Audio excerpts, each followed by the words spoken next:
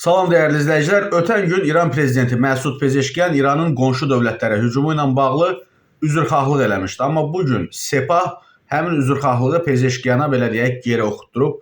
Xəbərə keçirəm, zəhmət olmasa burada üstəgəl işarəsinə vurub kanalımıza abunə ola bilərsiniz.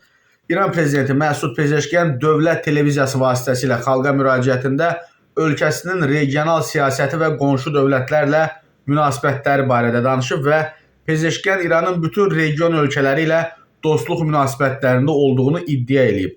Bununla belə prezident qonşu ölkələrin ərazisindən İrana qarşı hər hansı müdaxilə və ya hücum cəhdi olarsa, Tehranın buna cavab verməyə məcbur qalacağını vurğulayıb. Sual yaranır. Naxçıvana dron atılmışdı. Hansı səbəbdən?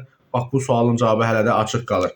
Və prezident bildirib ki, verəcəyimiz cavab o demək deyil ki, bizim həmin ölkə ilə mübahisəmiz var və ya onun xalqına zərər vermək istəyirik. Biz sadəcə zərurət yarandığı üçün cavab verəcəyik. Pezeşkiyan həmçinin bildirib ki, İranın əleyhidarları onun əvvəlki bəyanatlarını təhrif edərək qonşular arasında nifaq toxumu səpməyə çalışırlar.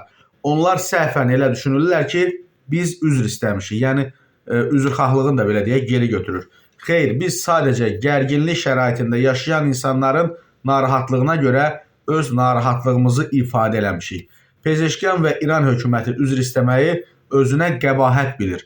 Ancaq Naxçıvana hər zaman qonşuluq prinsiplərindən sadiq qalan Azərbaycan ərazisinə heç bir səbəb olmadan dron atmağı nöqsan, nankorluq bilmir və Müsavat.com-un yaydığı materialda qeyd olunur ki, nəzərə alaq ki, hazırda İran konkret olaraq Sepah tərəfindən idarə olunur. Sepahın isə regiona, qonşu dövlətlərə münasibəti bəllidir. Belə görünür ki, Pezeşkiyana üzrü geri oxuturublar və Sepah istənilən vaxt, istənilən qonşu dövlətə, həmçinin də Azərbaycana hücum eləyə bilər.